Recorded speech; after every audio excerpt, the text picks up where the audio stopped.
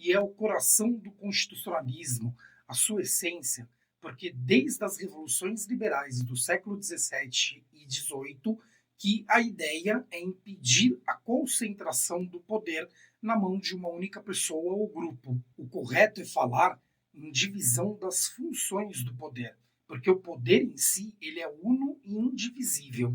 Mas é possível criar órgãos dependentes e dar a cada um uma das funções essenciais do poder: legislar, administrar e julgar.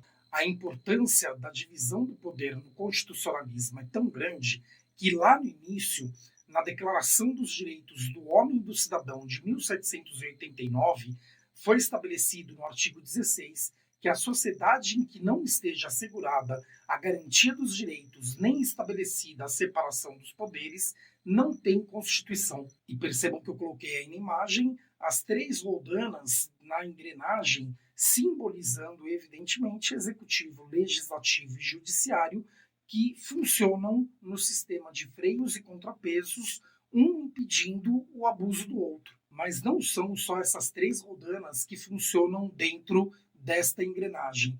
Tem inúmeras outras. As 3 são as principais e o funcionamento delas caracteriza o sistema de governo, se presidencialista ou parlamentarista. Mas inúmeros outros personagens estão articulados ali, participando desse sistema mecânico de governo. E na nossa imagem eu representei essa pluralidade de pessoas que atuam junto com o sistema de governo através dessas milhares de roldanas que representam pessoas físicas, pessoas jurídicas, de direito público, de direito privado, nacionais, internacionais, transnacionais, enfim, é o que nós chamamos de relações globais.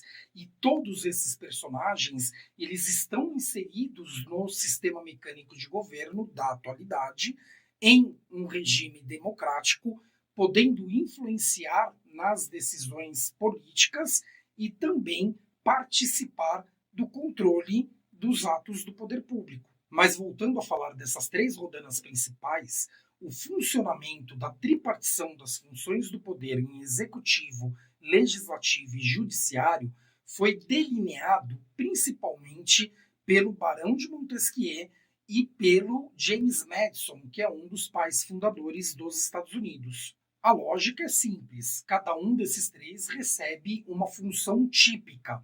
O executivo administra, o legislativo legisla e o judiciário julga, ou seja, exerce a função jurisdicional do Estado, que é resolver os conflitos dentro da sociedade. E eles também têm funções atípicas, que são hipóteses específicas em que lhes são atribuídas as funções que, dentro da normalidade, caberia aos demais. Assim, o poder executivo tem como função típica administrar e como funções atípicas legislar e julgar.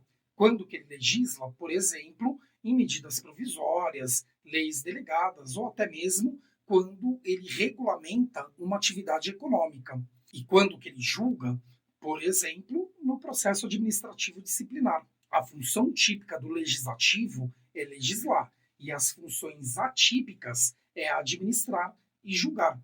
Ele administra as suas próprias dependências, não vem outra pessoa para cuidar do que é dele, senão não seria independente. E ele julga, por exemplo, no processo de impeachment. E o judiciário tem como função típica julgar e como funções atípicas legislar e administrar. Ele legisla, por exemplo, nas leis referentes à magistratura, que são de sua competência, e ele administra as suas próprias dependências. Ainda nesse funcionamento básico da tripartição das funções do poder, que vem desde o início do constitucionalismo, o sistema de freios e contrapesos, ele gera uma lógica de que todos os atos do poder público, do executivo, legislativo ou judiciário, podem sofrer um controle interno e um controle externo. Agora falta só explicar para vocês o que é essa independência e harmonia que a Constituição brasileira estabelece no funcionamento da separação dos 3 poderes, executivo, legislativo e judiciário. A independência é funcional, cada um cuida do seu sem a interferência do outro. Não há hierarquia entre eles. Já a harmonia é um pouco mais difícil de compreender, porque não tem nenhuma norma estabelecendo exatamente o que os constituintes queriam dizer com essa exigência de harmonia entre os três poderes. Com certeza, essa harmonia não é uma relação afetuosa, carinhosa, em que, se eles se encontrarem numa praia, devem vir correndo saltitantes e se abraçarem.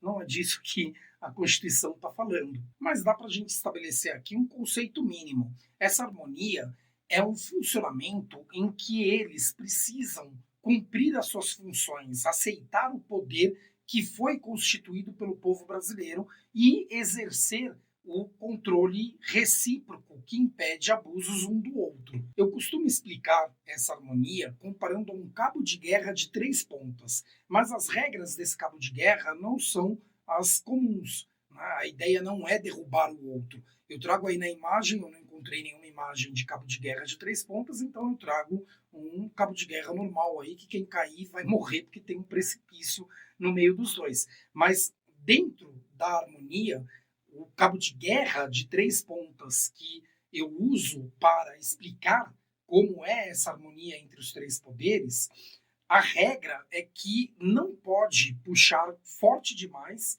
a tal ponto que derrube um dos outros. Então, os três precisam segurar essa corda sem puxar com muita força até derrubar os outros. Mas, ao mesmo tempo, a corda não pode ter aquela barriga de quem não está querendo brincar, de quem não quer cumprir as funções que foram constituídas pelo povo brasileiro.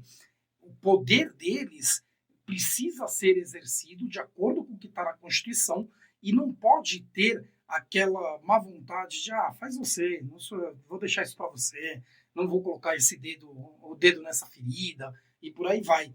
A harmonia é esse cabo de guerra com a corda tensionada de tal forma que não existe essa barriga, mas sem força suficiente para que um derrube o outro.